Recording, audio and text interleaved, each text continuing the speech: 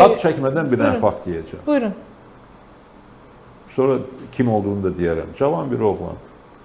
Avropada təhsilini yarımçıq qoyub 44 gün savaş dövründə qayıtdı Bakıya.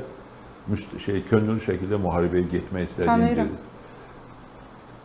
Nə qədər hərbi komissarlıqlarda onu inandırsalar ki, sənə ehtiyac yoxdur, get oxu filan, əl çəkmədi. Axırda getdi, döyüşdü, yaralandı, qəhrəmanlıqlar göstərdi, medallar aldı və s. və s.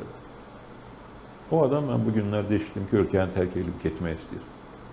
Çünki iş axtarır. Perspektivi yoxdur axı. İş axtarır və savadı var, təhsili var, Avropada təhsil alıb. Bu ölkə qarşısında xidməti var, bu qələbənin qazanılmasında rolu var. Və adam qeyri-adi bir şey istəmir və özü də çox maraqlı bir gəncdir.